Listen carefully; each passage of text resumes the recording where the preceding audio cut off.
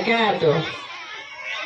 نحمده ونصلي على رسوله الكريم. أما بعد، فأعوذ بالله من الشيطان الرجيم. بسم الله الرحمن الرحيم.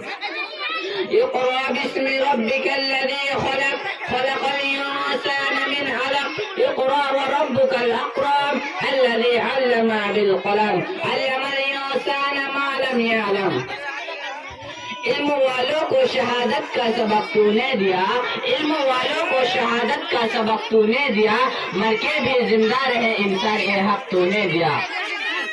جناب صد حکم صاحبان، قابل احترام مہمانان گرامی، اساتذہ اکرام اور اس مدرسہ کے نو شاگرد کا تقریر ہوگی علم کی فضیلت. سامعین اکرام، ابھی آپ کے سامنے جو آیت کریمہ پڑھی گئی ہے یہی وہ پہلی وحی ہے جو محمد صلی اللہ علیہ وسلم پر اس وقت نازل ہوئی جب آپ غار حرا میں عبادت میں مصروف تھے کہ اچانک جبرائیل علیہ السلام آپ کے پاس آئے اور کہنے لگے اے محمد پڑھیے.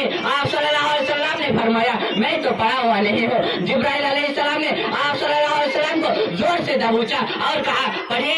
آپ صلی اللہ علیہ وسلم نے پھر وہی کہا میں تو پڑھا ہوا نہیں ہوں. اس طرح 3 مرتبہ جبرائیل علیہ السلام نے آپ صلی اللہ علیہ وسلم کو زور سے دبوچا اور کہا اقرأ باسم ربک الذی خلق، پڑھیے اپنے رب کے نام سے جس نے پیدا کیا. خلق الانسان من علق، جس نے انسان کو خون کے لطفے سے پیدا کیا.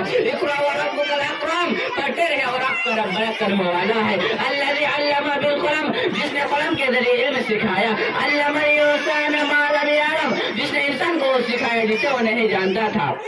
ان آیت کریمہ میں علم حاصل کرنے کے لیے آپ صلی اللہ علیہ وسلم کو تاکید کے ساتھ حکم دیا گیا ہے. ساتھ ہی علم حاصل کرنے کا آداب بھی بتا دیے گئے اور قلم کی ضرورت اور اہمیت بھی بتا دی گئی جس کے استعمال سے انسان علم میں کامیابی حاصل کرتا ہے.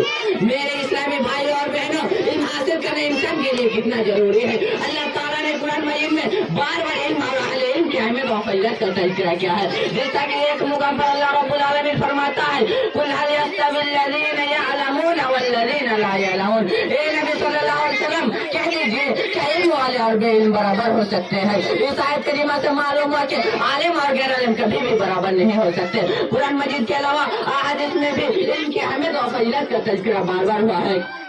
جیسا کہ ایک صحیح ترمذی حدیث میں روایت ہے ان ابی درداء قال سمعت رسول اللہ صلی اللہ علیہ وسلم يقول من سلك طريقا يبتغي فيه علما سلك الله به طريقا الى الجنه الى الاخر. حدیث کہ حضرت ابو درداء رضی اللہ عنہ کہتے ہیں کہ میں نے نبی کریم صلی اللہ علیہ وسلم کو فرماتے ہوئے سنا جو شخص ایسے راستے پر چلے جس میں دین کا علم تلاش کرے تو اللہ تعالیٰ اسے جنت کے راستے پر لگا دیتا ہے اور فارغ طالب علم کے لیے اس کے اس عمل سے خوش ہو کر اپنے پر بچھا دیتے ہیں اور عالم کے لیے آسمان و زمین کی مخلوق حتیٰ کہ مچھلیاں پانی میں مغفرت کی دعائیں کرتی ہے. اور عالم کی فضیلت عابد پر ایسے ہی ہے جیسے چاند کو سارے ستاروں پر فضیلت حاصل ہے. اور علماء انبیاء کے وارث ہے اور انبیاء اپنے وارثے میں دینار اور درہم نہیں چھوڑتے. وہ تو دین کا علم وارثے میں چھوڑ کر جاتے ہیں. بس جس نے وہ علم حاصل کیا اس نے شرف و فضل کا ایک بڑا حصہ حاصل کر لیا.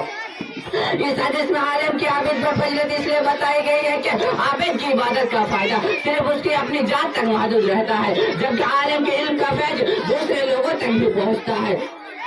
اس لیے میرے بھائی اور بہنوں ہمیں چاہیے کہ زیادہ سے زیادہ علم حاصل کریں اور لوگوں میں عام کریں کیونکہ علم کا فائدہ صرف دنیا ہی میں نہیں ملتا بلکہ مرنے کے بعد بھی ملتا ہے.